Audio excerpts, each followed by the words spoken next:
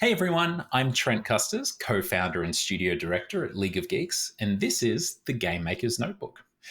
Today we're super lucky to have Joel and Alex of Black Salt Games, most known for their debut title, and it's an absolute banger of a debut, Dredge, the cosmic horror fishing game published by Team 17, which you've no doubt seen a bunch about. Just an interesting point about Black Salt and Dredge is that Black Salt Games spun out of another studio called Cerebral Fix in New Zealand, and that was generally a work for hire studio. And so Black Salt Games were spun off as a small little offshoot to make really basically had the objective to create tightly scoped, incredibly well executed indie games.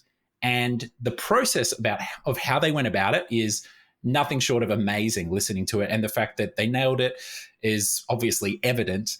And we talk about art, we talk about tech art, we talk about design, we talk about the themes, we talk about the prototyping phase, how they got to vertical slice, how they brought on Team 17, when that happened, even then how they went and developed the different areas of the game after spending 8 months locking down the marrows, the initial area, and getting that pacing just right. We talk about consequence of in every area of the game and balancing that isolation and consequence and the spookiness of the game. Not so much horror, but the spookiness of the game. And it's just a wonderful conversation. And there are so many nuggets of brilliance in here that I think whether you're into art, design, the commercial side of indie game development or management and production, there's something here for you. So without further ado, let's dive into it. Here's Joel and Alex from Black Salt Games.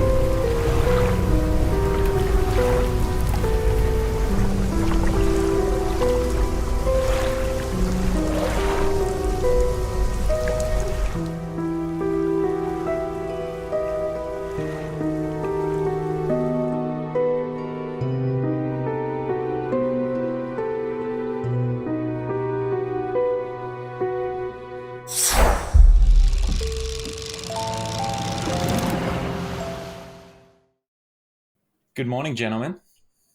Good morning. G'day. How are you? Yeah, good. Just sort of winding down after a pretty crazy year towards Christmas now. I feel like I keep seeing you two. We haven't actually had a chance to chat yet, so I'm really glad that we're getting this opportunity today. But I feel like every games event that I'm at, you two are at accepting awards as well. So it's it sounds like it's been a pretty wild year for you. Yeah, no, it's been crazy. Was that South by Southwest that we maybe saw you last? Yeah, that was cool. At least I don't know how we're going to go on the subsequent stages with you guys, but we snatched up the People's Choice that event as well. So, hell yeah, award winner podcast this morning here. Yeah, we just found out like 3 hours ago when I woke up that we won like IGN's Indie Game of the Year as well, which is what crazy. Congrats. As well. Yeah, that's the thing about like working in New Zealand. Everything happens at like 4 a.m. and we just wake up to big news. Amazing. Hell yeah. Well, speaking of everything happening at 4 a.m. in the morning, it's like usually I'm up early in the morning for the States, but you guys have gotten me up early at 7 a.m. anyway. It's only 9 a.m. over there. But Yeah, I'll I'm take it. sorry. I'll take it. I was saying to you, I was up late last night anyway. I've done it to myself because I was playing Dredge. Phenomenal video game. I mean, I don't need to tell you. We just heard IGN told you this morning it's the indie game of the year. But congratulations, gargantuan achievement. And we got a lot to talk about because it's a pretty interesting story as well, from what I've heard. You guys are going to confirm it today, I'm sure. But let's kick it off the way that we usually do here on this podcast. I'm not sure if you're familiar, but we like to take it all the way back to where it kind of first begun. So I'm going to ask Alex first, I reckon.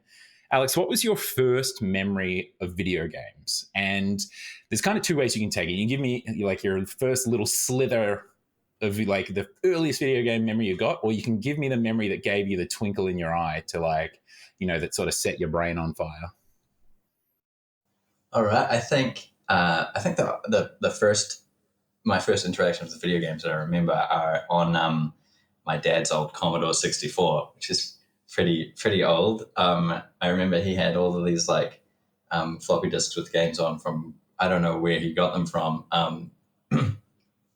But like there was specifically, I remember The Last Ninja and The Last Ninja 2 and a game called Whiz Ball and Bionic Commando. Hell yeah. Did you say Quizfall or Whizfall? Whiz Ball. Like so I think it's short from Wizard Ball. It was this weird, it's similar to like an infinite runner that you might play today where you're just like a marble with wizard powers and you're like jumping over. I love all of these strong 80s game tropes as well. Ninjas, wizards, bionic commandos. Very good. It was all about it. Back in the day, I was all about it as well. Yeah, I still go back to listen to these soundtracks. Like to this day, I go back and listen to the Commodore 64. There's something about that sound trip. Super nostalgic. It's pretty rad. For sure, especially when you're that young. It is those member berries, like the nostalgia, like it reaches, just something reaches inside your brain and gives it a little gentle pat, I'm sure. Yeah. Hell yeah. And so where did that what was the next step for you from that? Did you get your own console? Did it lead into, were you drawing little pixel art in books, or did the craft come a whole lot later? Yeah, I sort of was, but it was I always wanted to make video games ever since. Well, it probably wasn't Commodore 64. It was probably around about the time I got my Sega Master System. 'Cause I was a Sega child, so I had the Sega Master System and then the Sega Mega Drive or Genesis, depending on where you are. And yeah, I used to in my notebook scribble pictures of like video game characters. Sonic, I was big on Sonic because Sega, of course. But yeah, and then I think it all really, when I wanted to become a game developer, kicked off when we got our first home computer, probably, because that was the first time I remember my neighbor introduced me to Basic something. Basic programming language. Yeah. Joel's nodding, yeah. Yeah. Yes, correct. And I was that is a programming language. Yeah. I mean, it should draw a couple pixels, and I was like impressed with that. Anyway, nice. That was me when I first got into games. I was like, I got to learn this programming thing because I got a job and didn't know how to program because I was game designer, wasn't required. But I did like an 8-week course or whatever, and I remember just rendering a triangle on screen. Most exciting moment of my life. Incredible. I was like, I've done it. I can program. It's so much work, and you just get like this triangle or something. Yeah, I remember I was like, I really wanted to make video games, but I thought that I was not like smart enough, or that was too hard. So that is kind of part of the reason why I got into art. I want to make video games. I can probably do art. But yeah, I think that kind of kickstarted the whole thing. Cool. All right. And Joel, what about yourself? I mean, so I'm like the youngest on the team, so I don't have a lot of the systems that the rest of the team often. That's all right. We don't about. System shame on this podcast. Okay. We go far and wide on our spectrum of first gaming consoles. I guess my first experience with a video game that I really remember was probably like Christmas Day. I'm gonna say like 95, 96, Game Boy Classic. Yes. That kind of time, and it was playing some Batman licensed game, and I don't think I ever made it past like the first or the second level. I was terrible at it. I know But the I mean, I exact loved game it. you're talking about, I think. Okay, yeah. And I don't think I got it much further than the first or second level as well. Yeah, it was brutal. There was lots of trains. I just remember being like fighting in trains for hours on end. That's a We're talking Batman about the villain. game still, right? Yeah. Yeah. And I guess I just guess there was a natural progression from that into like Pokemon and stuff, and just other video Yeah. games. But as for what like I guess kind of sparked things for me, it probably wasn't until I'm gonna say Shadow of the Colossus, which is like Yeah. 2004, 5, until I actually sort of thought about games as being like a meaningful medium, I suppose. It Yeah. was sort of my first exposure to the whole like, can games be art debate, even though I wasn't really on the internet at that point, having those discussions, but, thinking about that at that point. Yeah, I think Ueda-san is responsible for bodying an entire generation of developers with that game for sure. There's a bunch of us in the craft that I think had a similar moment. Mm. Do you remember what it was sort of specifically about the game that, really, really jumped out at you? I guess it was the feeling of isolation in that world. And I've just maybe come to some realizations about. That's why I asked you, yeah. Oh, okay. Yeah, because there are some interesting parallels, like immediately when you say that, between even just like if we're talking vibes between, like a Shadow of the Colossus and Dredge and shit. It's really interesting. But yeah, we'll leave you with that one to unpack, I guess. Yeah, do. Oh yeah. So Joel, when did the game development thing start for you? How did this this bodying by Fumito Ueda's Shadow of the Colossus turn into a game development interest and hobby? I mean, almost on accident, really. I mean, I introverted kid, spent a lot of time inside. I was on computers. I knew my way around computers and stuff. So sort of end of high school, thinking about what I was going to do at university, I was like, yeah, I could probably do computer science. I'd made a few websites for people as a teenager. So it was sort of a natural progression into, the techie courses. And I did 4 years of computer science in Christchurch, New Zealand.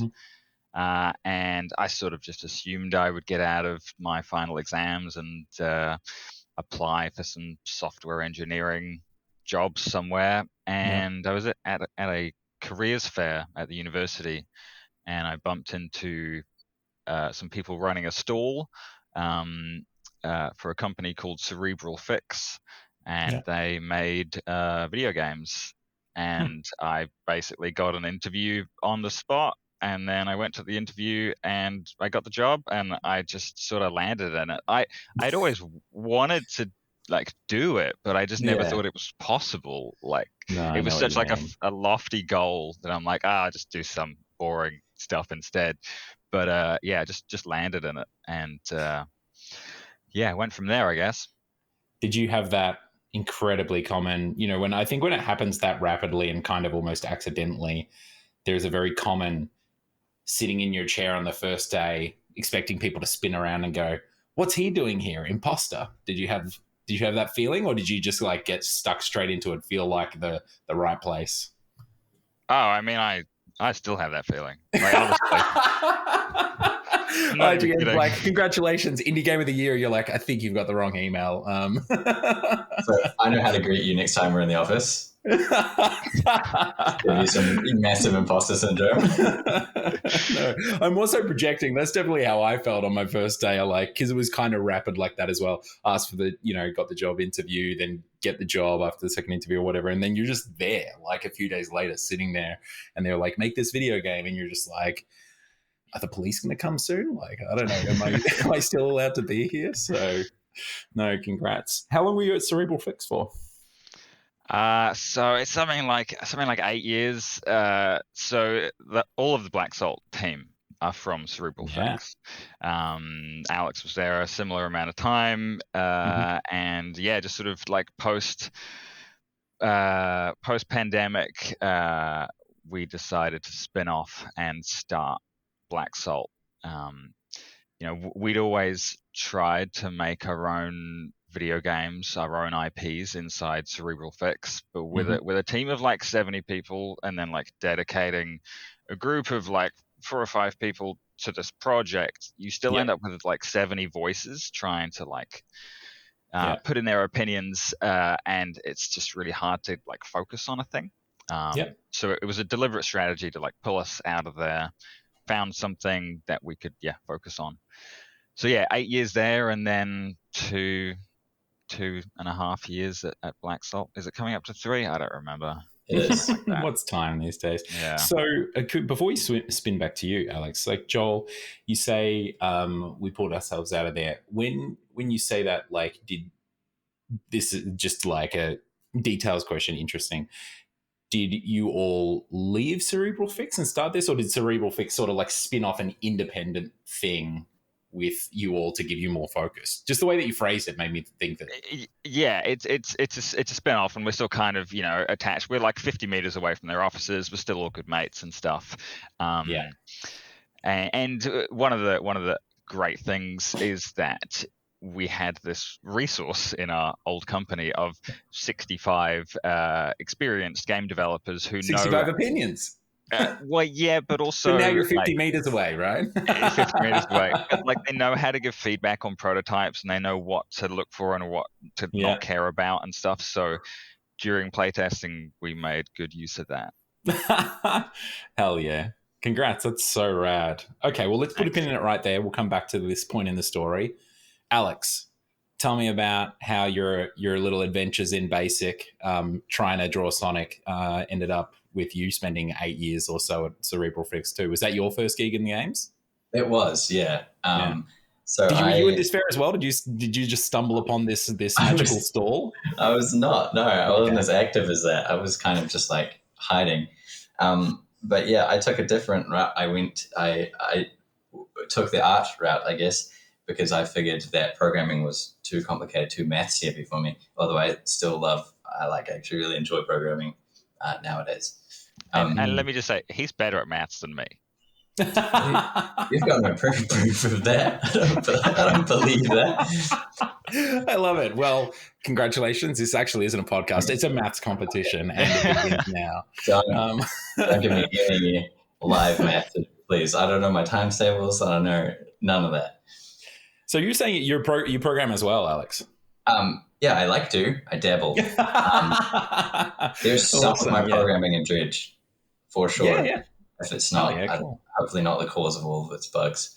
It's not that. Alex next to each commit. Yeah, it's interesting. Okay, yeah. Cool. I put Joel's name if I think it's dubious. Fantastic. So let's talk a little bit about Cerebral Fix, like as much as we can, because it's obviously been a huge influence. Because it's not just you; it's other members of the team. So let's get a little bit of context going here. How many folks are there at Black Salt now, and how many sort of spun out of Cerebral Fix at the start? So there's myself, there's Alex, the whole studio was founded, the whole of Black Salt Games studio was founded by Nadia, who was also the head of studio at Cerebral Fix. Yeah. And that was the original 3 of Black Salt. And then about, 8 months in, we also pulled across another artist, Mikey, which makes up the sort of four people at Black Salt. We have, in the last few months, hired a QA and a community manager to sort of help that 25% growth. We love it. That's it. But yeah, so for a while we were 3, and then bumped up to 4, and now we're giving ourselves some breathing room, because like Nadia, who was CEO, producer, also like full-time tester. Yeah, that's a lot. They come hand in hand in the indie world. Yeah. Hell yeah, that's really, really, really rad. Okay, so very, very cool. So let's talk a little bit about Cerebral Fix and what you're all doing at Cerebral Fix. Tell me a little bit about some of the projects that cut your teeth. Alex, do you remember the first project that you walked onto on Cerebral Fix? Yes, I was hired. It was a while ago. There was it's this kind of separate company that was like gambling games Yeah. happening. Yep. Yeah. So I started doing that, just like purely random chance games. Yeah. But Okay. I was hired as an artist. They were being skinned sort of as more video gamey than regular Yep. The games of regular that type. slot sort of stuff and everything. Yeah. Yeah. And then there's lots of projects over the years. It was all like work for hire stuff for clients.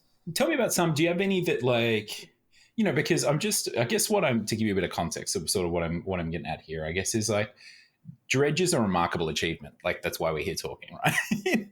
And so like you were at Cerebral Fix and you're making games there for 8 years, and then you spin off and you make Dredge. There are things that we learn along the way, along that process, right? And whether it's gambling games, whether it's licensed product, and we see it all the time here. Do you remember any particular products or any like particular big learnings that you got off that? Even if it's like, and I don't mean it in a sense of like, things that went wrong at Cerebral Fix, but like every project has its challenges or the lessons that we learn through it, or even the environment. Like Joel, you mentioned, the noise of sort of working in amongst the 70 people and just like needing to spin off and out of it, even as another arm of Cerebral Fix, like to get that cone of silence that was necessary. Alex, do you have any sort of big lessons that you remember from that time that sort of really informed the way that you all went about Dredge? I think the best thing that I've taken away from doing all of the client projects and things like that is basically like the work ethic of having deadlines and getting stuff done, especially in art and like a creative field.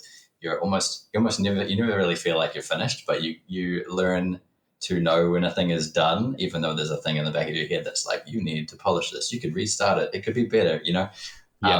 There's like things that you need to change mentally to be able to like actually get creative work done, I think. And that was a big shift for me. And it's the most helpful thing for me from my projects, even personal projects and things like that. It's like a work ethic. Totally, yeah. I cut my teeth on licensed projects as well at Taurus Games in Melbourne, and like it was mad. Like we shipped like 10 games in the first 3 years that I was in my career or something, and everything from like the little Leapfrog handheld, like kids like learning game device, all the way through to like Xbox 360, and like some are multiple SKUs, and it's just like getting like shipping and executing becomes the priority, right? And like getting things in the game and ability to test it, like and get it hands on with it immediately. Yeah, like you can't the next thing. You can't ship that many titles that quickly if you've got like your perfectionist tendencies still making you redo things or polish and for extreme hours. Yeah. There's a I won't name him because this is told to me in confidence, but he'll know who he is if he hears this. Former head of like a large, very successful game studio in the UK, who once said to me that he's never met an artist that didn't need like work taken away from them. And he meant it in like the kindest way, It's like they'll just sit there polishing and iterating and like, but honestly, like and so he had the whole studio set up on like Agile or Kanban or whatever, but the artists were set up on Waterfall to just like make sure that they had those deadlines because they wanted them as well. Like the team, like this was a process that he went through with the team as well, figuring it out. But yeah, I totally relate, especially from an art sense of like having that deadline and moving towards it, getting it in. And the thing about Dredge too is that the art is so striking in its like the execution of it, and I don't it's hard to say this without it seeming like I'm knocking it or anything, but like its simplicity, like and how striking and arresting it is, and there's so much of it as well, Alex, in the game too. For what, just you? Well, initially it was until we brought Mikey on. Mikey does like the majority of the 3D stuff now. Dope. Okay, but I'm still doing all of the 2D and there is a lot of it. There's a lot of fish, and the reason there's more coming. More coming. Yeah, that's it. Yeah, but there's plenty more fish in the sea, as they say, Alex. Don't you worry about that. No, but draw them all. We're done. We're out of fish. Joel, what about you? Like those 8 years, your first gig, stumbling upon that magical stall and then finding yourself shipping a bunch of video games. Like what really did you, sort of programmer, author, on Dredge? What was it that you took to this experience of spinning off into Black Salt? So I was only ever programming at CFix. I've never never written anything before Dredge. Love it. And it's unfortunate that, like, as a work for hire studio, you can't talk about most of the things that you Yeah, worked that's on. of course that's totally fine. Yeah. But also, it sucks that your name often isn't in the credits of these things. Like, Yep. basically, Dredge was our first credited work, at least that I can remember. I don't know about you, Alex. Yeah, definitely. There is kind of one project that stands out, which again was me and Alex working together. We worked on a small mobile game called Ninja Tobu, Cool. which was basically an excuse for us to learn Unity. We didn't know Unity at the time. Yeah. This was, oh God, how many years ago was it? Like 6, something like It that. feels like it. And we had like 2 weeks. We said we're going to make a game and ship it in like 2 weeks. And I guess that was kind of my first experience on like setting a deadline with the express purpose of just like learning a thing. Yeah. So learning Unity, learning how to publish things on app stores, learning end-to-end stuff. Because normally you're giving a product to the client and they're doing all the marketing, all of You're the just handing it over, and socials. sometimes you're only doing a part of it as well, I imagine too, right? Yeah. Exactly. Yeah. So Ninja Tobu was like a small little kind of sticky game. Alex came up with the idea for it. We implemented it pretty quickly and shipped it and learned a bunch. And it's at a few million downloads. Like, it's done sort of okay. But like, its primary purpose was to learn stuff, right? And this was one of those little sort of skunkworks projects that was happening inside Cerebral Fix. This wasn't client work, obviously, as well. That's it. There's some spare FTEs lying around, and let's put them to something. Just making me spill my coffee everywhere. That was good. Yeah. And going into Dredge, right? I'm certainly a pessimist, as you will probably discover. We didn't expect it to succeed. Certainly not to the level that it did. And I think you're kind of crazy if you do expect the first thing to succeed. So the primary purpose of Dredge was, again, to learn. We'd never done a console game before. We'd never really done proper socials and marketing, even still. So we set our deadlines and said, like, let's just try to learn as much as we can, and let's see if we can maybe take another shot after Dredge if Dredge doesn't work. And I think that was just extremely valuable, and we're just really lucky that it also was kind of an okay game as well. Yeah, I hear it's all right. Amazing. Okay, so let's now go to like the start of Black Salt, right? So Nadia's spinning up this new gig.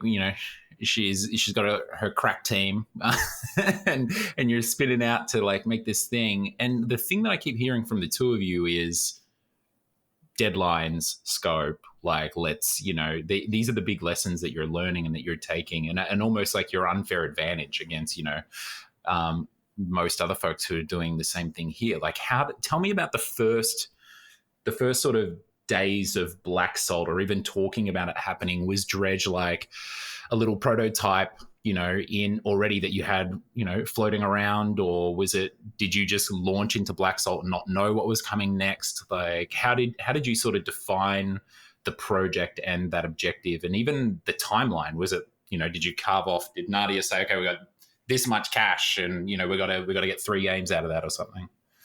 Yeah, kind of. So there was a bit of an overlap at the start where we were still working at the old place, but we would have meetings together for a few hours and sort of just talk about what our plans were going to be. Cool.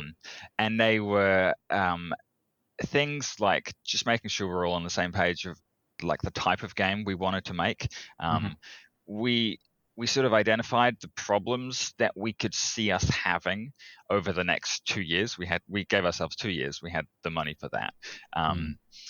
Identified the problems we thought we might have. And one of the problems was like, if we're working on something that we hate, we're going to get burnt out. So let's make sure we're going to make something that we want to play and we want to enjoy, right?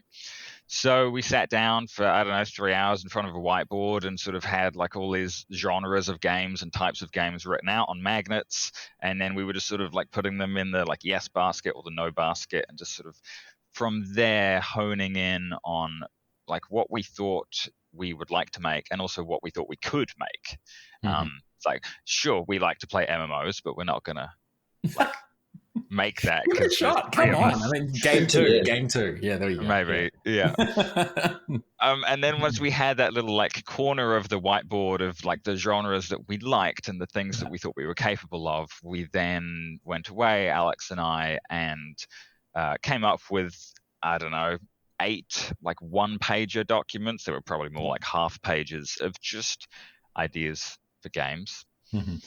And then we Do you came remember back. some of those original genres or things that you were sort of targeting? Not so much the pages itself, but like the step before that you were working off. Alex, do any come to mind?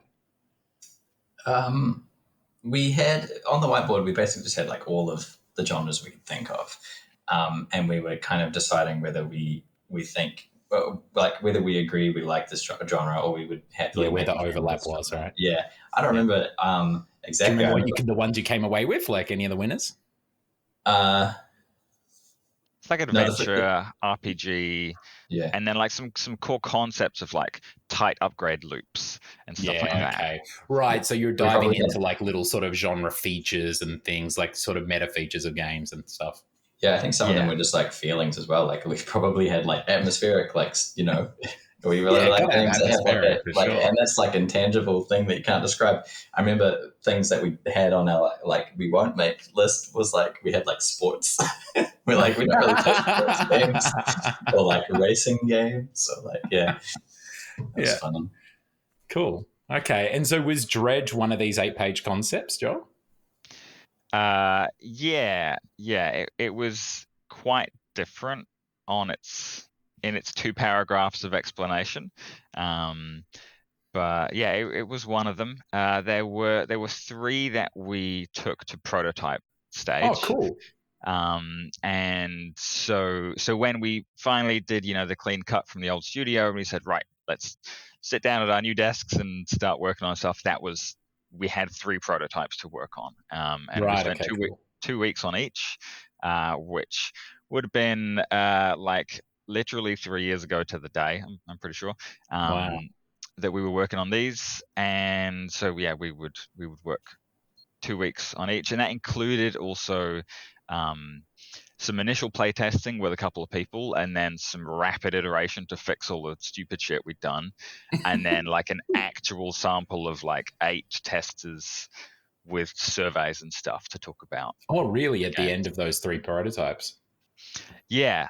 And then once we'd done the 3 prototypes, we compared and contrasted the results of the surveys, did a bit of market research on like, oh, this game's good, but like it's a saturated field, and like this one is good as well, and all those comparisons. Yeah. And you did this market research, I imagine you did internally yourselves, like just checking out what's out there and everything? Yeah, it's looking at the games that are similar. So like for Dredge, it's looking at things like Sunless Sea and Subnautica and other nautical games, and saying like, oh, how many things did they sell on Steam? What were the reviews like? What were the common complaints like? Cool. Okay. And so this prototype, where it ended up after those 2 weeks and your iteration, how were you getting close to sort of the core of what Dredge is today? Yeah, I think there were some features that were missing from the prototype. There's no mini game. There's no I can imagine. Yeah. Like you would just drive up to a fishing spot and push F, and you would get a fish. Cool.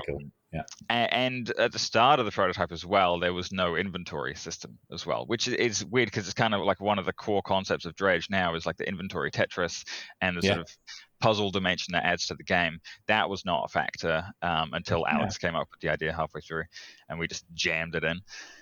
Yeah. But largely it was pretty similar. It is pretty dissimilar from the 1-page document that it started out with. Interesting. Can you spill the beans on that? Let's hear, what was that 1-page document? Yeah. So, I mean, as a programmer, I think pretty rigidly.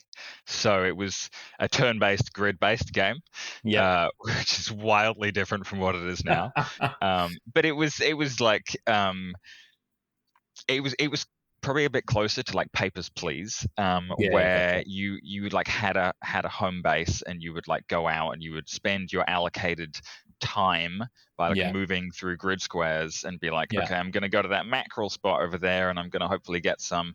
You'd come back, you'd sell it, and you wouldn't have enough to like pay for your family's food and the heating, and like you'd have to make those hard decisions. yeah. Uh, It's an interesting lesson in game design here, right? Because like so many people would look at Dredge, and designers themselves, or would even set out to make something like Dredge, thinking that, like you say, the Tetrising of the inventory is like the critical first thing. Even like, I think it's going to be insane for people to hear that you just pressed A and the fish got in your boat. You didn't even spend like half a day doing a very simple like fishing mini game, right? But the game is the town loop, right? It's like it's going in and out, like you're saying, that like that Papers, Please almost, of you've got your time through the day and you're coming back, and it's the relationship between going out and coming back in, and the changes and the consequences and the yeah. Yeah, I think that from the prototype, the larger thing that we wanted to prototype and test was the juxtaposition of like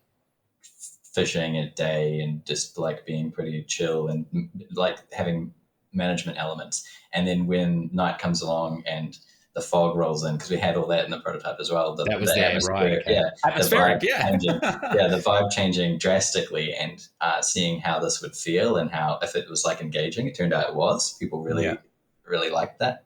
yeah.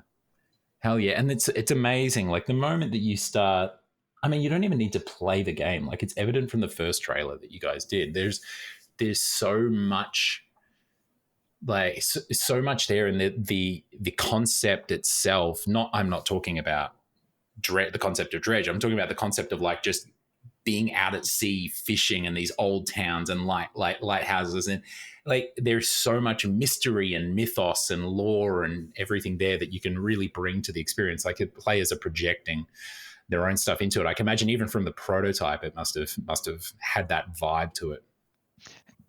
Yeah, and it's a lot of like implied depth as well, which we sort of had to lean on with such a small studio, Yeah, of right? course.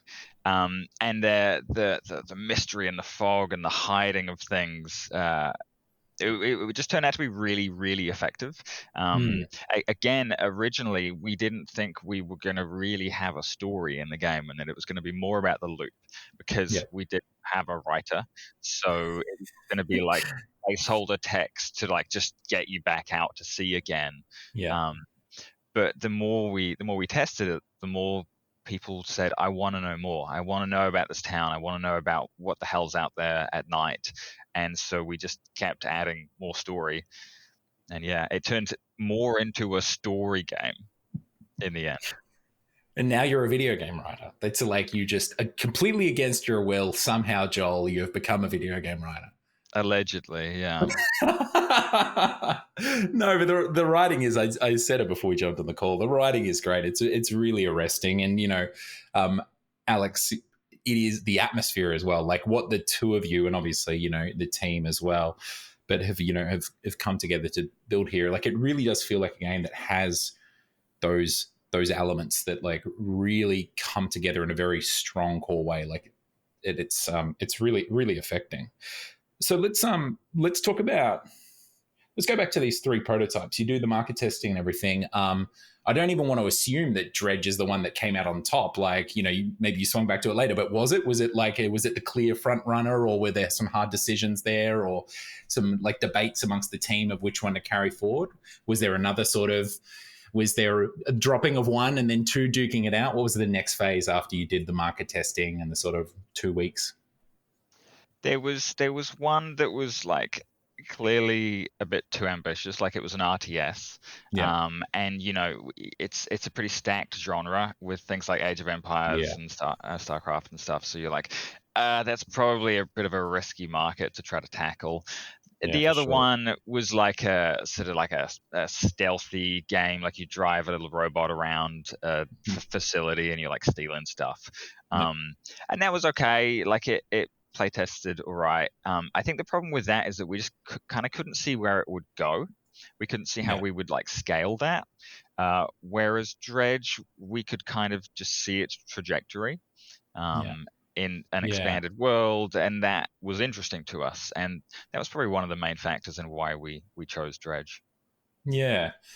And Alex, there's something that was Siobhan Reddy of Media Molecule like once said on another podcast, Tone Control, about shipping games, and something that makes a great producer who can ship. And it's that moment when you get a game from being in everyone's heads to like getting on a screen. And I think about it all the time in video game development. I imagine it sounds like, Alex, what Joel's talking about, that that Dredge had, was all of you seem to be like looking at the same lighthouse, so to speak, like towards the same beacon. Like, did it seem like the idea was pretty solid in all three of your heads?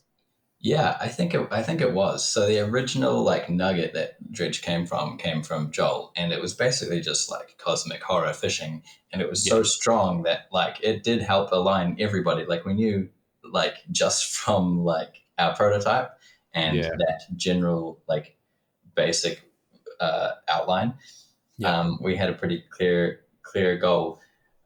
We had other things that we made sure to help keep us aligned. We were always like having design discussions and things together, and we would talk about possible stories, and it always seemed like we were on the same page. I think it definitely had the strongest vision out of all of our prototypes. Yeah. Let's talk a little bit about your art direction on the project as well at this point in time. Tell me what kind of mode of thinking you were in and what you were sort of planning for. I can see there's definitely some ridiculous fishing vibes in there. Like, I don't know if that's intentional or not, but like what this prototype, how much trouble did you go to making it look pretty? Was it kind of a proving ground? I mean, you only had 2 weeks, obviously, but were you kind of proving out visuals as well yourself? Like, what were you thinking about specifically as the artist, like for the next steps forward as well? So during the prototypes for these games, I kind of thought about like where I would want to take them visually, but like the art I actually got done for the prototypes is all just kind of like the same, like a low poly, quick assets. It just has to like look like the thing that it's supposed to. It doesn't even have to like animate in most cases or anything like that. It's prototype art. So I wouldn't say the prototypes really like I didn't intend for them to visually represent where the game was going. In the case of Dredge, the prototype did, I think, have a pretty big impact on how it ended up looking, because the prototype was very low poly. It was very like stylized. It was actually more cutesy than Dredge ended up being. Right. And there was something about like the juxtaposition of it looking like that and then getting kind of spooky at night. I think it threw people off. I think it put people on edge, and it contributed like pretty greatly to the feeling that we actually wanted. And we could see that. Like that like worked. So going forward and making the actual art style for Dredge, I knew I wanted to keep it like pretty simple, like cartoony to an extent, but I also wanted to make it harsher and more in line with the tone of something that's a bit spooky. And there's also my own influence. I like I like digital art. So there are characteristics of digital art that I see that make something look digital that I like. There's a tool in Photoshop called the lasso tool, which just makes very hard edges. And it's like it's kind of hard to replicate. And with like analog instruments like paint, it will naturally create like variation in edges and things like this. So that's my own taste. I brought that in, but it also helps because it makes this cartoony style a bit more unique. It makes it quite harsh, makes it abstract, which leaves room for people to kind of project their own ideas into the art more. I think all of these things kind of like were positive. They were things that I wanted. So when I was experimenting and it all started like working in this way, then I followed that. And there was a specific moment, like there was a lot of happy accidents on the way, but then and then when I had first drawn, the first character that we drew was the fishmonger, and I reworked him a couple of times, but he was the first final character portrait. And when he was done, he became kind of like the guiding light, the tent pole, I guess, for everything else. Yeah, so I'd have him and I would be like, does this art I'm doing right now kind of like match? Does it work? And that was kind of how I went forward. And then in terms of the in-game visuals, I had a similar thing with the skybox. I did the shader for the skybox, and I knew I didn't want like soft, fluffy clouds. I wanted them jaggy in a certain way, but like jagged, but I didn't know exactly what that meant. And then when I finally got the skybox looking how I wanted, I was like, okay, so that's how the world's going to look.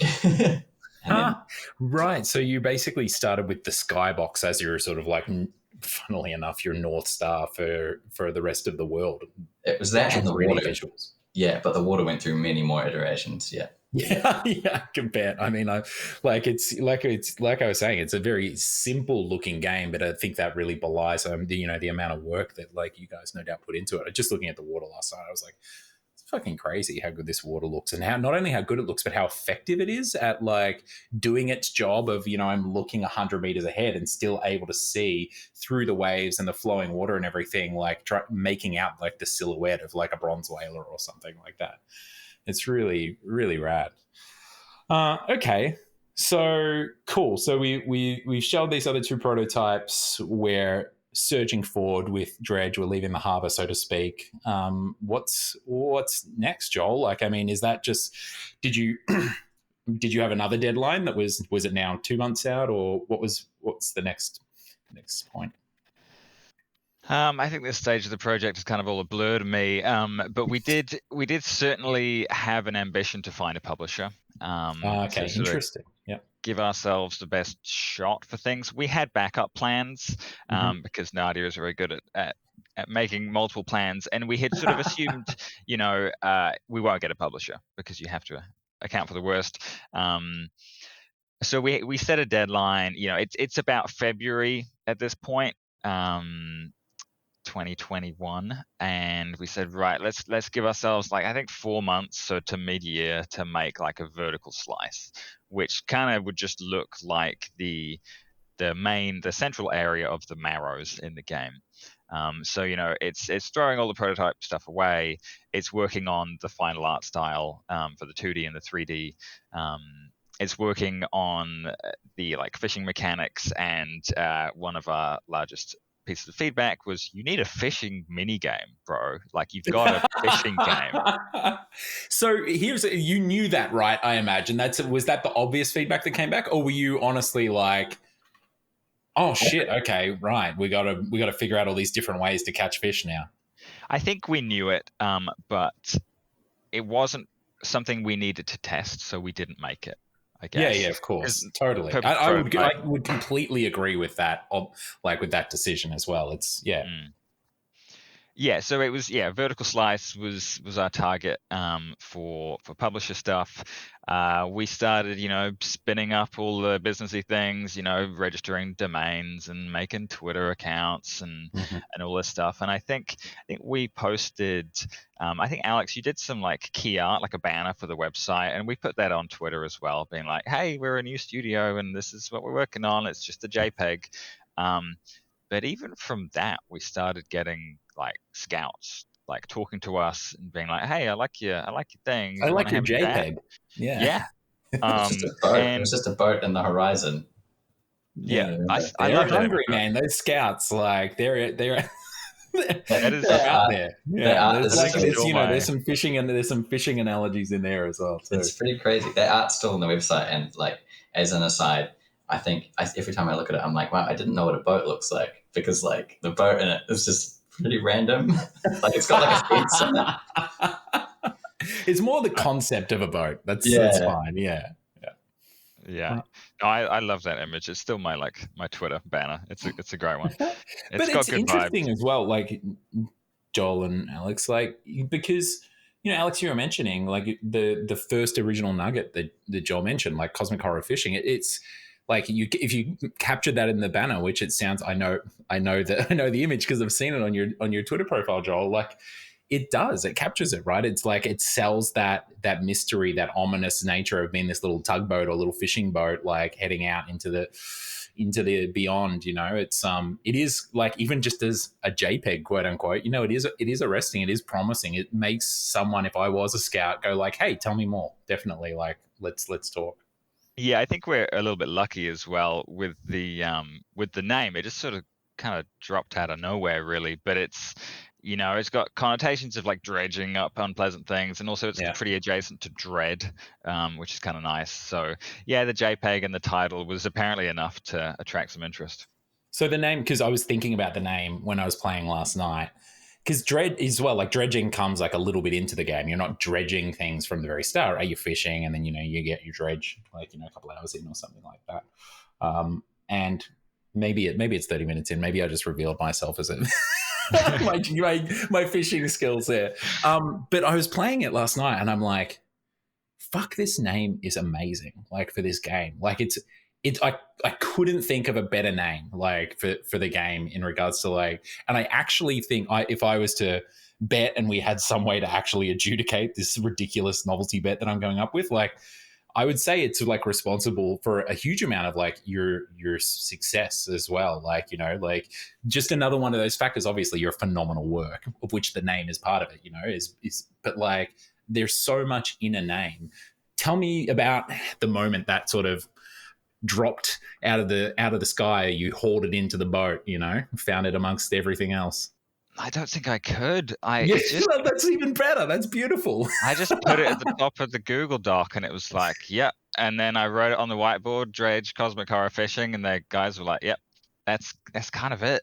Was it there from the start? Was it there from that half-page Google Doc? There was no placeholder name for Dredge. Isn't it brilliant how some of these things happen like that? Like it's just there in the ether and it snaps up. It's that classic Rick Rubin thing. I don't know if you've heard him talk about it before, where it's like artists have these experiences where other artists go and they make that track or that beat that they were thinking of in their head or whatever. It's like, it doesn't belong to you. It's like in the ether. And sometimes it just happens to come to us or we just grab it. It feels like you had one of those divine moments, where this game name sort of just helped and landed on that page. It's beautiful. Yeah. I worry about how many of those we got. Like that doesn't sound something reproducible easily, Yeah, dude. When we came out of Armello, it was like, so we shipped Armello in 2015, and I think it was honestly only in 2019 or 2020 where I was like, holy fuck, we were so lucky to have like this.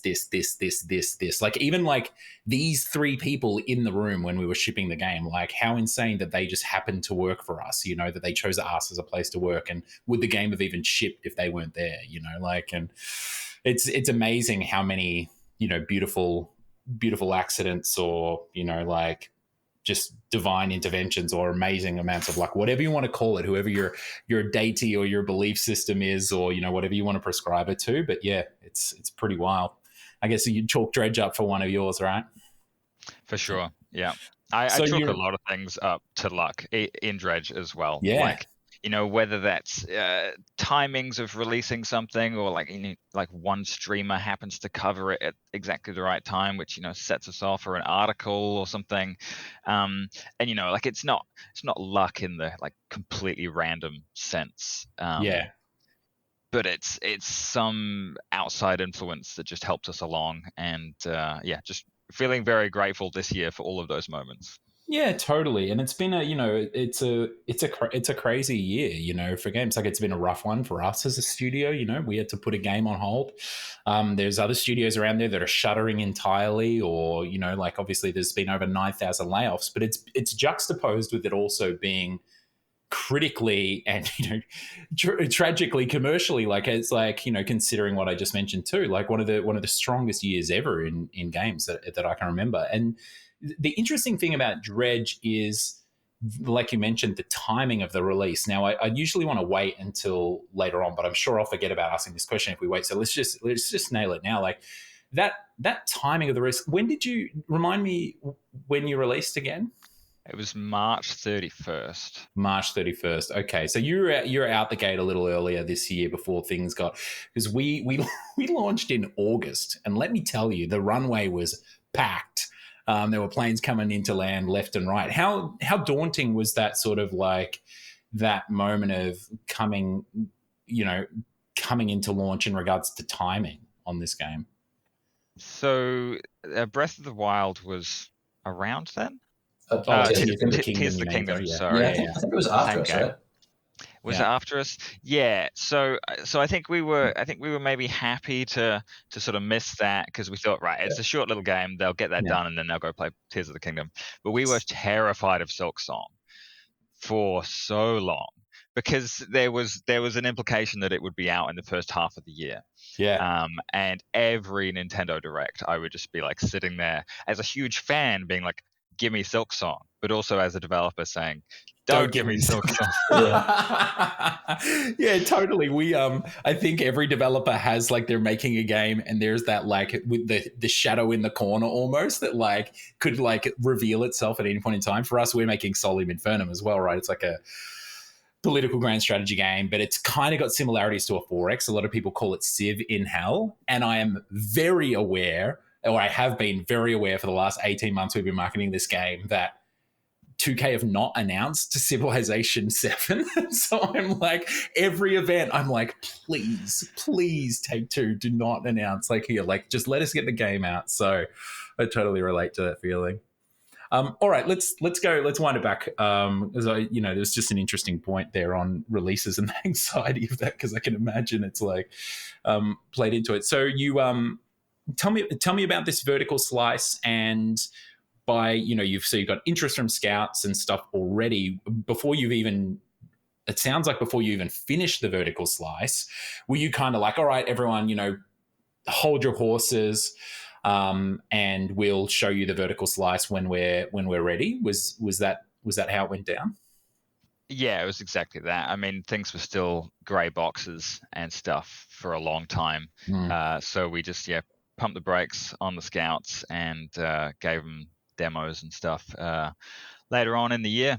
And a lot of them liked what they saw.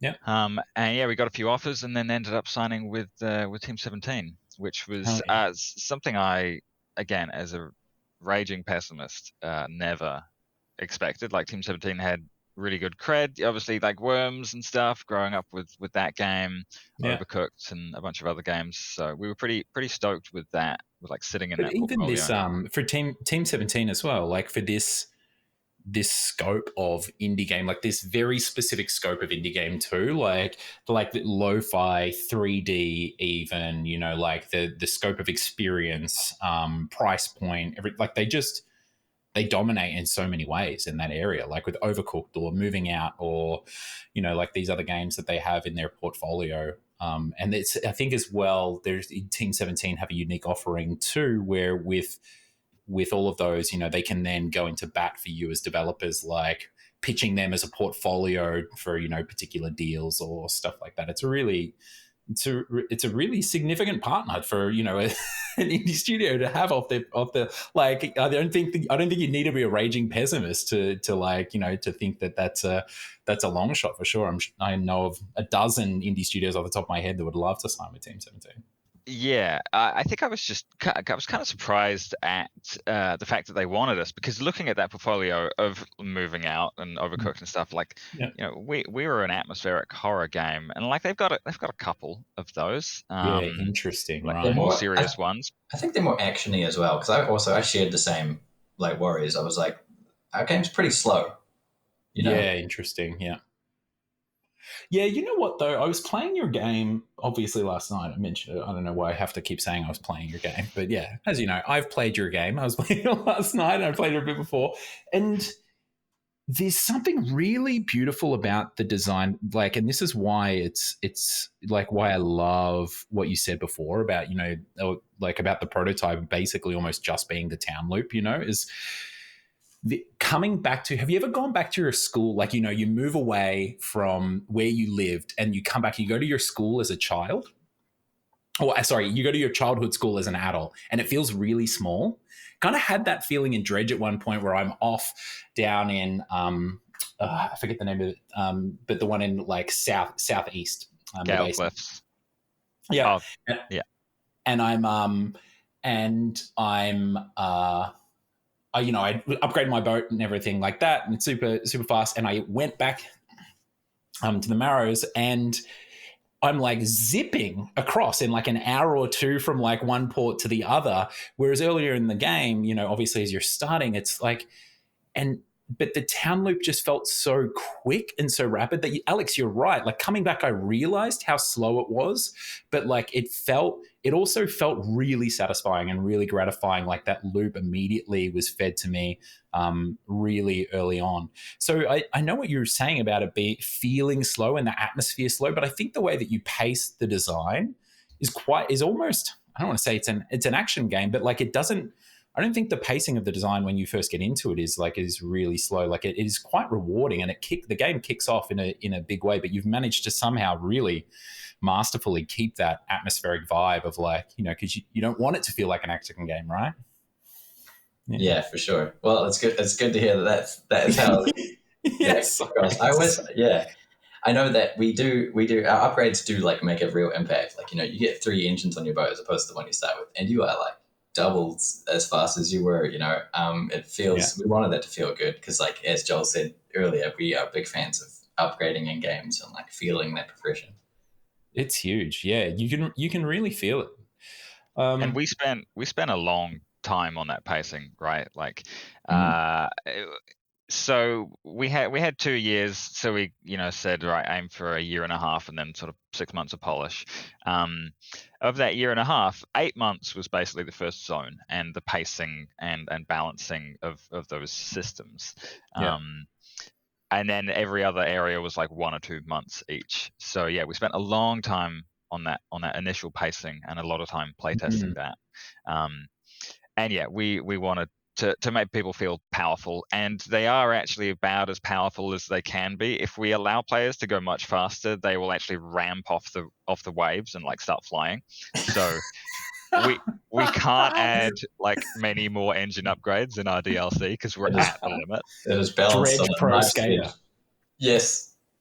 Look, man, as the first game I ever worked on was Monster Jam Urban Assault, and it was a monster truck game that was essentially just monster trucks but disguised as Tony Hawk Pro Skater, essentially, or Tony Hawk's Pro Skater disguised as monster trucks. So I'm for it, man. Like give me that. Just put in a special bar, have the flips, everything. Like oh, you'll flip a lot. Yeah, but you get bonus points if you do it over like a monster.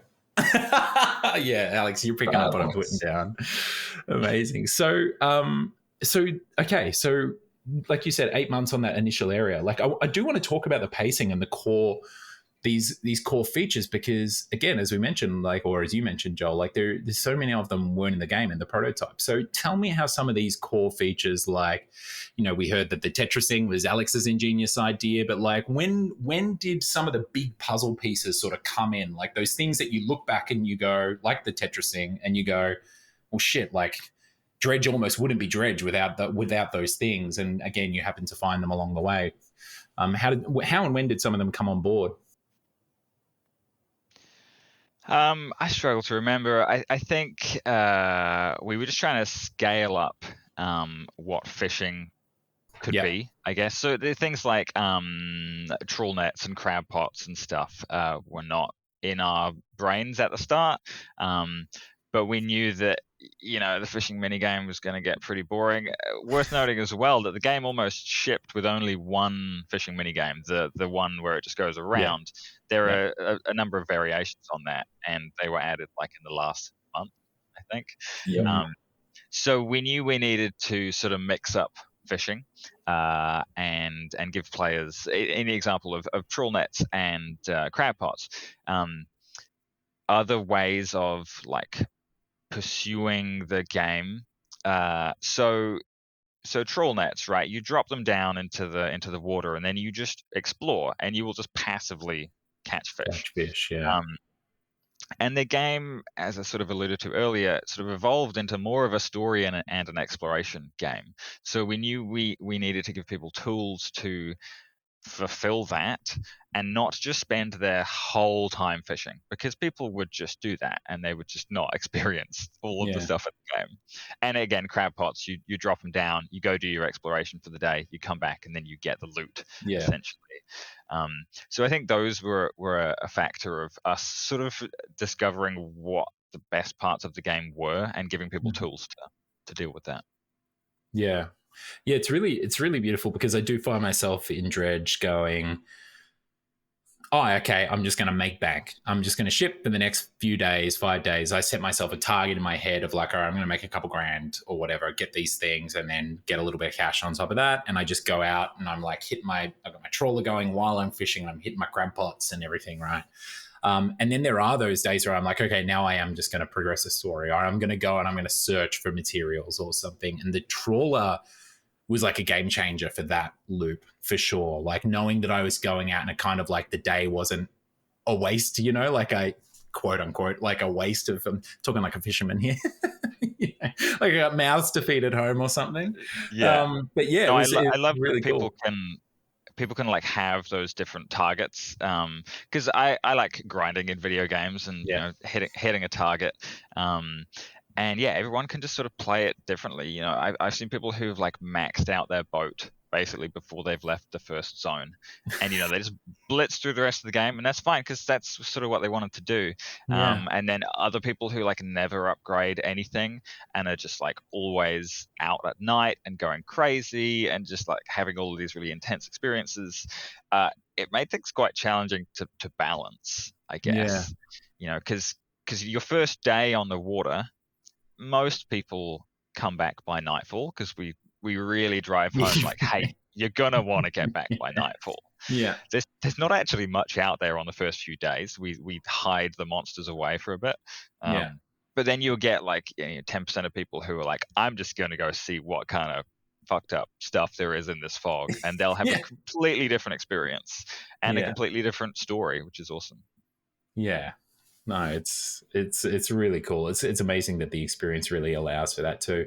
And I felt that as well, like heading off, to a particular island and discovering things and just kind of like, okay, yeah, it really does like have a lot of those, hallmarks of like an open world exploration game as well in this like little tight fishing diorama. It's really cool.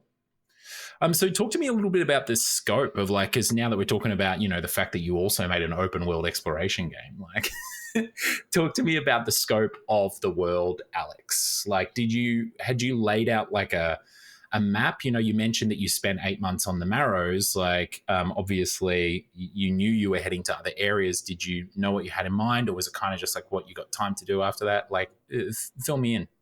Yeah, so we did have, right from the beginning, we had ideas for other areas. Some of them got scrapped. One of them we got the chance to bring back in the DLC. Hell yeah. The ice area, yeah.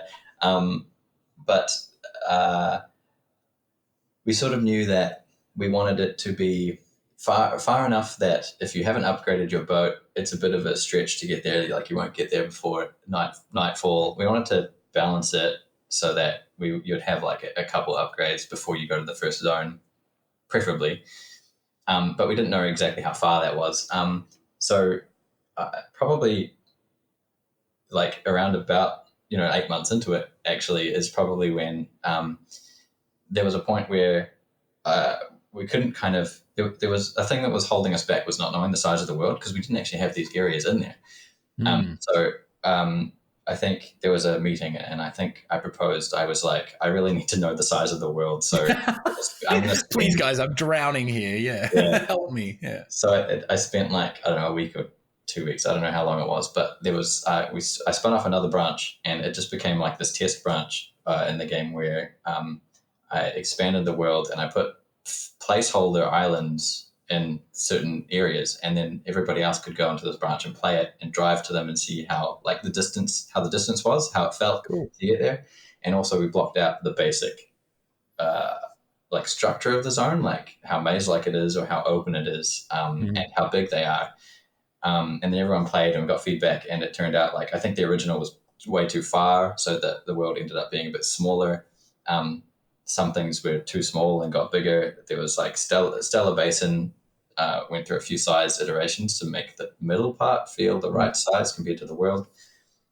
So that's how we landed on kind of like the size of it. And it is a small open world. Like I like the word you said before, like a diorama. It kind of is. I've heard everyone describe it like that before, but it's like good. It's a small open world. I think it feels just big enough. It's just through iteration and testing really that we got there. All right, Joel. So you said that you spent 8 months essentially developing the Marrows, and Alex, you've spoken about your branch, your magical, what is it, like placeholder sort of world where you're moving things around, deciding literally how big the world is and everything that people are in testing.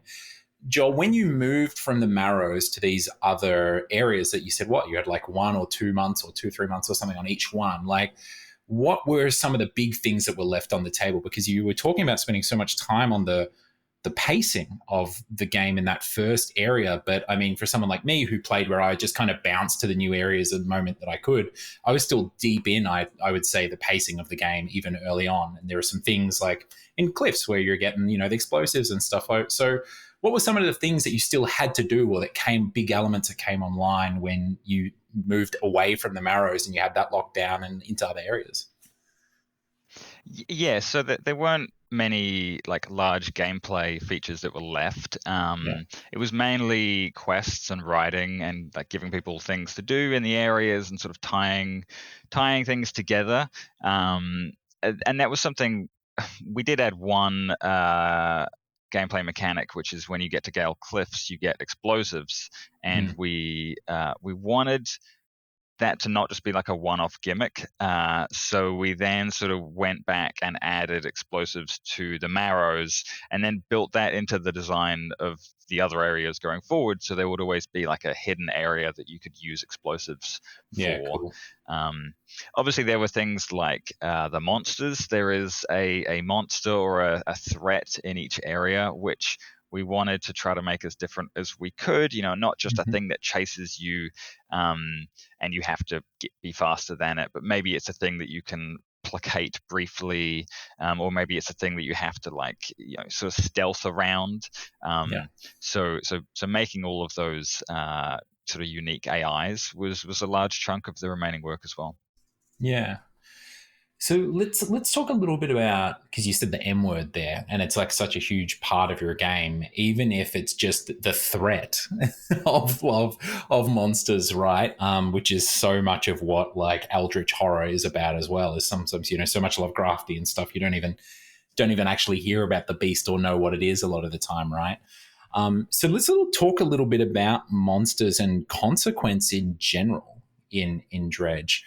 You spoke about having a monster in each area just now, Joel, but like Alex, talk me through a little bit of like the fog and how you all spoke about the level of consequence that happens when you do get caught out at night. And I imagine looking to games like Don't Starve, there are some similarities there, no doubt, but how did you decide on that balance? I think we wanted to there's like a line of how much we kind of wanted our game to be punishing. We didn't want any punishment that felt like unfair, I guess. I don't know. We frustrating. Also, yeah. It's what am I trying to say? Because we have you can take damage in the game and you can like lose inventory items. We make sure that certain inventory items that like can't be removed because they would break the game. But like, or some things that you do lose, you can get them again. But then anything that you can lose permanently, there's like not any major like negative consequence for it, really. Yeah. Well, even the fishing, right? Like the fishing, even if you don't engage with the fishing mini games at all, you're still hauling fish up, right? Like there's no like losing your catch or like consequence or anything there. Yeah, definitely, because we really didn't want the fishing minigame to be frustrating. So you can just leave that and reel up the fish, and really the main consequence there is time. Now it's probably nighttime, and you're potentially in danger. We also wanted players to be able to manage the kind of danger, the amount of danger or risk they take on, which is the whole you can go back to the nearest port and sleep. And not go out at night at all if you want, or you can just go out for a little bit, and then if you think it's getting dicey, you can go back. Or if you're just like a madman, you can just go out every night and then just like push your panic to the max. Yeah. I think so. Joel, there was I was reading in an article about Dredge and some conversations that you're having with folks about a mythical harpoon feature that happened, during development, or the idea of that. And so, the game that I played the finish game with the DLC. You should play it with DLC, folks. It's great. Is the game that I played, like, you are the prey, like I'm not rolling around with a harpoon, trying to, turning around and facing my little trawler at these huge monsters. Talk me through, maybe fill people in on what that sort of the harpoon idea was, and talk us through that decision to like keep the player as the prey. Yeah. So back when we were, doing the original grey boxing, we knew we were going to have a mangrove area, and the main threat was going to be something like this, and then the way that you got around it would be something like that. And so we had these ideas way ahead of time. And then when we actually got to sort of implementing the main areas, that's when we actually sat down and really thought about the design of the monsters and the solutions to the monsters as well. And we realized pretty quickly in the design sessions that the harpoon was going to be problematic for a number of reasons. As you've alluded to, yeah, like thematically, you are the prey. And having a really easy solution, like a permanent solution to these monsters, didn't feel like, very cosmic horror. Cosmic horror is about like this insurmountable thing, and it's like, oh, you just shoot it with a bolt gun and it's gone. So yeah, we didn't want to do that. There were also gameplay implications of like aiming a thing on the waves, and how will that work? Will that sort of amplify the seasickness factor, which was a factor for some people? And then lastly, you got to think about how people are going to use this harpoon gun. Are they going to go and try to kill the monsters in the other areas with it? And that might be kind of interesting, but are they going to go and try to shoot the whale and the dolphins with it? And that felt like something we didn't really want to get into. Obviously, we didn't want to allow whaling, but if you just turn off collision on the whale, like, that's going to feel kind of rubbish. So it was just a problem that we didn't think we could solve. So we swapped it out. We did a sort of a trap mechanic, and you have to construct traps to deal with these particular monsters. Yeah. But there's still a harpoon icon in the game files that was never realized. There you go. We can leave that one to the modding community, can make their whaling game, and we can wash our hands of it. Speaking of like the community and, just the notion of modding and stuff like that, what's some of the, like, I mean, the game's out there for a while now. It's obviously found a huge audience. What's some of the requests or the feedback and stuff that's kind of really surprised you, or, whether in a really great way, being like, oh, holy shit, we hadn't thought about that, that'd be awesome for the game, or just like, what, you want that in the game? Well, that's wild. Yeah, so there's a multiplayer mod, which I haven't actually tried. Really? That's awesome. Yeah, that's pretty crazy. I mean, I don't really like it because it changes the whole vibe of the game. It's not about isolation anymore. Cosmic horror with your pals. Yeah. But then there's something just sort of inherently fun about doing anything, in any video game with your mates, just like tooting your foghorn excessively at them and like annoying them, and like it's fun, sure, but it's not what Dredge is about, which is why it's not a multiplayer game. Yeah, of course. Also, I probably would have been too difficult. But there have been a lot of surprises from the community, a lot of things we've learned. One of the things that stands out the most to me, at least, is we have these characters in the game, which are the hooded figures, which are sort of scattered around the world. And they don't give you much dialogue or explanation. They talk pretty cryptically, but when you rock up, they sort of request that you give them a specific fish. And when we launched, there was essentially like a hidden timer that would start as soon as they asked for this mackerel, where if you didn't give them that mackerel within 10 in-game days, they would die. And like, if you did give them the mackerel, they would move on to the next request and the next request. And once you'd done that, you would get a little reward, which was like plus 2% engine speed or something like pretty minor. But it was pretty inevitable that people would fail at least one of these, because you just get distracted in Yeah, Dredge. of course. You sort of moving from place to place, you forget about quests. And we didn't tell people it was timed. They said they were hungry, and that was kind of the extent of the explanation. I'm so glad that you're saying this right now, because I found the Castaway and I had my ship full of like valuable parts, and I was like, look, I know you're a human being, but also this is a video game. I really need this wood and engine parts. I'm going to come back. And I drove away, like, or whatever drove away in my boat like 100 meters. And then I was like, but wait, maybe there's an internal timer. And I came back. Now, I don't know if there's one on the Castaway, but like, I'm glad that you verified at least that you are the cheeky kind of devs who are doing that stuff. So, yeah. Vindicated. There was on the Castaway. So he had a timer as well, but we removed it. Okay. Within, I think, 3 days, we removed that timer. Because it was I think the number one source of negative Steam reviews. Wow, isn't that's really fascinating? Even just from a design perspective too. Yeah. Yeah, that's why it was so surprising to us. And I get it. I think it was a bit of a bait and switch. From our perspective, we thought it was just kind of like a little fun, thematic, on-brand part of the world where like things don't always work out the way you think they're going to, and it's not like an alien concept to games. Like Dark Souls does this all the time, where you do something on one side of the map, and then on the other side of the map, somebody dies because of your action. So we thought we could get away with it. And our approach to everything in Dredge as well was like failing a quest still counted as completing it for achievements and all that stuff. Like you only ever have to play through the game once. You can get every achievement. Nothing is missable. We had this really strong desire to keep that true for everything. So we just thought it was a bit of fun, but people fucking hated it.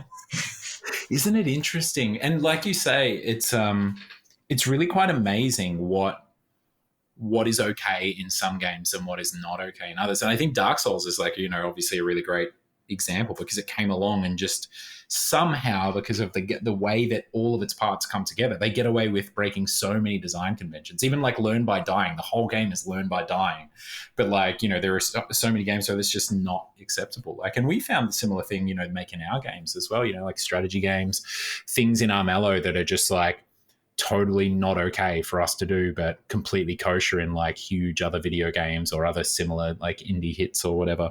And it's interesting. And, you can find these out the hard way, like you said, through Steam reviews, just, but you would imagine, even though you're implying it and stuff, that people would pick up on it. Interesting. Alex, it was such a big thing. It was such a big thing that the internet was like awash with all of these articles within the first few days of like how to not make the guys die. Yeah. And still, like every week, people post on the subreddit being like, "Oh no, I've just started talking to this guy. He's going to die. What do I do?" And then the community comes in and is like, "Actually, they patched this like 8 months ago. It's fine." But we added a new hooded figure in the new DLC. And I think it gave some people PTSD because they were like, "Oh no, they added the timers." and he wants the rarest. He wants the rarest fish too. Like, there's no way that you'd get that. You'd beat that time in 10 days. No way. Amazing. Alex, what about you? Did anything like sort of stick out for you?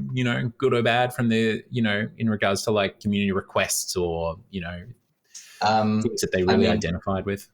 I mean, it surprises me greatly that somebody has made a VR mod for Dredge. Wow, really? Are you looking at the ship in front of you, or I think you're like a kind of like in it? Just like on top of it, sort of. Yeah. Okay. Yeah. Strangely, but that because seasickness and your boat's always moving.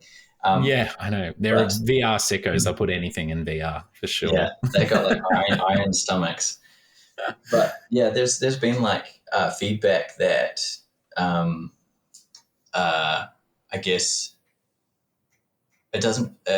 What is it? What's the right word for it? It's like it wasn't our intention to make a game the way that the thing that they're asking for. Like a lot of people have asked for, who've said like this game is not scary, or it's like not scary enough, or it's like not a horror game, and it's like we didn't kind of make a horror game. We just wanted to make a spooky kind of, You mean a it's like spooky game? on the verge of being, it's a horror themed game for sure. Yeah. It's spooky. But we didn't want to make a game with like jump scares and stuff like that, or like, Yeah. Okay. Right. Yeah. Do you have folks requesting like a scary mode or a hard mode or something? Hard mode, yeah, for sure. There's people who ask for a hard mode.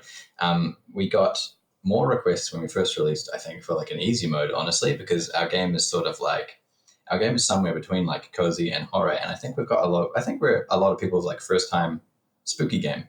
I think, and we got a lot of requests for like a easy mode. So we actually put in one of the updates a what's it called, Joel? Passive mode. Passive mode. Yeah, it's great. So you can put that on, and you'll still have the atmosphere. You'll still see the monsters. They'll kind of leave you alone. And it's perfect for some people, I think. That's awesome. Hell yeah. Yeah, the game has a bunch of great accessibility options, which sort of brings me to this other point that I want to talk to. And I imagine I'm going to take a guess that maybe and you can correct me if I'm wrong, but like maybe the person responsible for this isn't on the call, and that's Nadia, which is this 6 months of polish on this game. That's 25% or so of like your development budget was just on polish and sort of getting there around about, right? Like, tell me, and also the reason why I say Nadia is because you mentioned she's not only a producer, but you're a tester as well.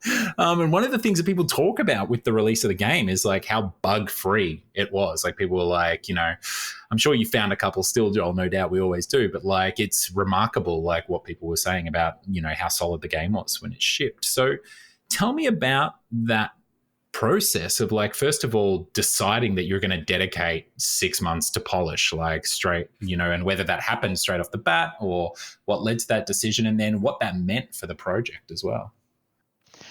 I don't think it was exactly a decision in the way that you're phrasing it. Yeah. Okay. It was, I guess, an allocation of time just to give ourselves some padding, right? Yeah. Which we used for polish and for bug fixing, and also part of that like delay essentially was so that we're not releasing at Christmas as well. Yeah, so we just okay. Working with the publisher to sort out those timelines meant that between when we released the demo in August of the year before and the game, we had about 6 months. And when we released the demo, it was like largely done. You could, if you managed to escape like the hitbox around the marrows in the demo, you could in theory play most of the game. Never saw anybody manage to do that. It was in like a pretty medium state, but you're lucky they did that when we did the Jump Light Odyssey Next Fest demo. They managed to do that somehow. We literally put in like a jump limit and everything, and the players like got to the end of the game. Wow. What the fuck? Wow. That's like a nightmare. That would keep me up at night. Yeah. Hoping people can't get out of bounds in the demo. They'll experience all the stuff. Yeah. Yeah. But no, it was. I think we were very happy with the lack of bugs. I mean, there was still like a hard lock save state getting fucked up on day one. Like, of course. Popped the champagne at 6 a.m. on the release day Friday, and then within 2 hours the reports start rolling in, and I'm like back to debugging. But thankfully they were all pretty minor. There was nothing that was like everybody was experiencing this. So that was good. I think it's just like a factor of our experience at our old place. Like we just know the process. We know like how to do things iteratively and like build on things and not just like add in huge whacking systems sort of at the last minute. Although I did add a number of fishing mini games at the last minute, I did say. That was important. You gotta live a little, like that's it. It can't all be safe. Yeah. Yeah, amazing. And so you were how close were you to launch when you had that sort of that canon? Were you tweaking things right up until, sort of the last moment? Did you have day one patches rolling out, or? We did have a day one patch planned, which was I guess wrapped up like probably a month prior-ish, and we had planned some little updates. Like we'd planned a photo mode, just to sort of reinvigorate the Steam algorithm a little bit a few months down the line. But they were literally just like a camera ability would just like pop up on your ability wheel. But then when the game actually like popped off, we thought, well, let's actually dedicate a little bit more time to things like this. So in the example of the camera, we added a photographer NPC who you do a little quest for, and then she gives you the camera, and it just sort of integrated it a little bit more. We had things like painting your boat, which was probably one of the largest player requests, actually. Boat customization was something.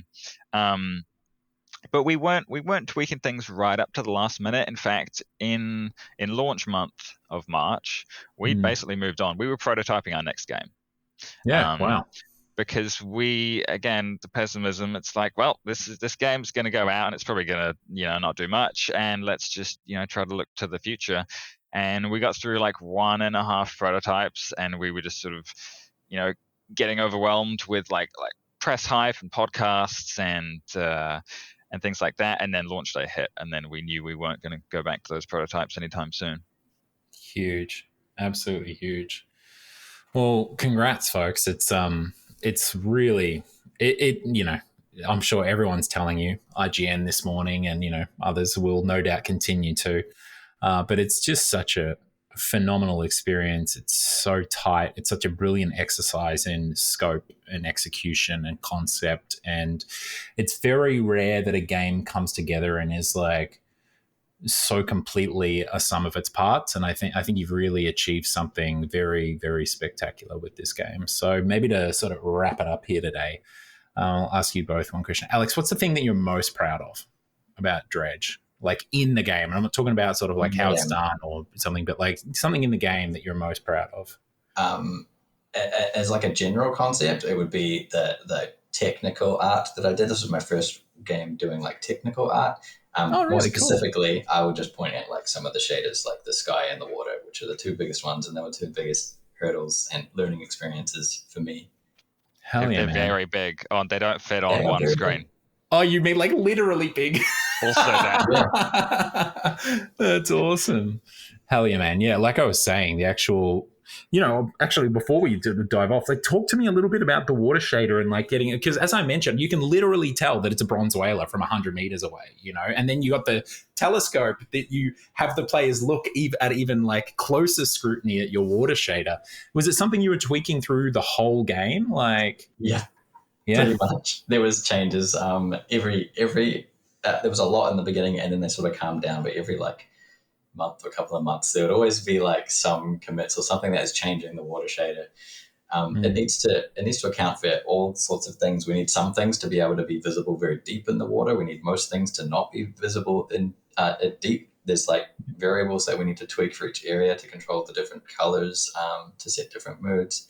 Like you said, like we need to make sure that the particles are visible through the water, which is fairly easy, but then it gets more complicated when you want to treat other objects differently. Because there's a whole, just controlling what's visible and what's not is kind of a challenge. But then on top of that, getting the stylization right was a lot of experimentation with different kind of textures and techniques. And I bullied you into adding reflections as well. That was pretty late in the play. It was late. Reflections had been in as like as a feature from sort of early on. I just had them turned off because the Nintendo Switch did not like reflections performance-wise. You found a way. Yes, it was. We had some sacrifices to get them to work in the end, but they work. Yeah. That was part of that 6 months of polish, right? Like 2 months of just like looking at frame debuggers and stuff.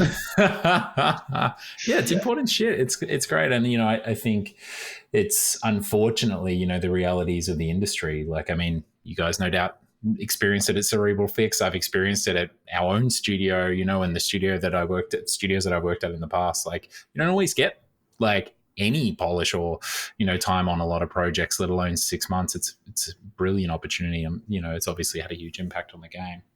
So Joel, what about you? What are you most proud of? I think I love my fish descriptions the most out of any part of the game. Hell yeah. It's also like the most fun part for me to do. Yeah. Or flavor Because like text. yeah, exactly. And just kind of like burying like hidden meanings in them. Like I said, I've not written anything before really, and there were some parts of the writing that I really struggled with, like the dialogue. I found, and I still do find dialogue really hard to write and make it seem natural, but make it also seem like purposeful and build on the world and all of these other problems that you have to have. But like with the fish descriptions, I could be like as edgy as I wanted to be, and I was just like throwing in random adjectives that I'd never heard of before, and like just trying to like craft this, this world around this fucked up little fish sprite, basically. So I found that a lot of fun, and I've got like another 50 of them to write for the DLC, which I'm looking forward to. I'm like holding that as like my reward for doing some of the other stuff that I don't really want to work on. Your little treat. Yeah. Hell yeah. I know what you mean as well about like dialogue too. Like I got into games via writing, and my first gigs were like writing and design on games and stuff, and like a shit ton of writing. I worked on a couple of Scooby-Doo games that just had so much text in them, and all voiced and everything, like action adventure games. And like natural dialogue is like really like the rhythms of natural speech are completely counterintuitive, like how we start sentences, sentence fragments and everything. Actually, a little shout out for you and then for our readers, like a book that I read years ago. And there's actually a GDC talk, which is great if you don't want to read books. There's a GDC talk by the same guy, David Freeman's Advanced Dialogue Techniques. Really great, talks about all this stuff, like how to get sort of more literally how to get like more natural speech in your writing. It's really great resource, but it's one of those things that as a writer has always sort of fascinated me as well, and it feels like there's sort of no depth to that.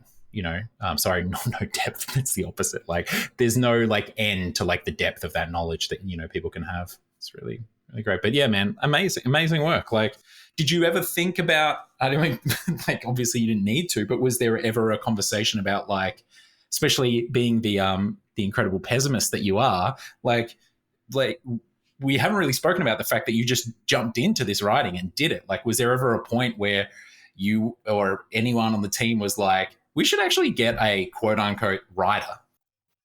Yeah. There were a few of those discussions, and they probably came beyond the point where I felt like, well, I've done this much, I may as well like do the rest, kind of thing. Maybe it's something that we'll think about for the next one, depending on how story heavy that ends up being, or how story heavy we think it'll end up being. Well, dude, writer to writer, it's great work. Good stuff, man. You should be incredibly proud, especially of your fish descriptions. Thank you.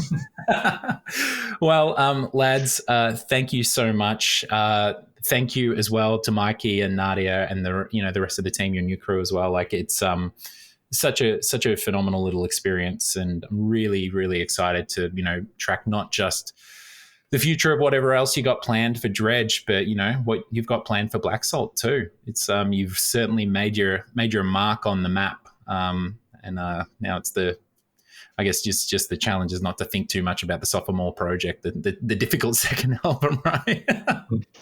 Yeah, it'll be a challenge to follow up, certainly, but we're looking forward to it. Looking forward to some fresh ideas and seeing what we can do. Hell yeah. Well, I'll give you the League of Geeks hack is to just support the same game for 7 years, and then you can just kick that can down the road until you have to bite the bullet. All right, folks. Well, hey, thank you so much. Have a wonderful day. Absolute pleasure chatting to you both. All right. Cheers. Thanks for having us. Yeah, thanks. This has been really fun. Yeah, of course.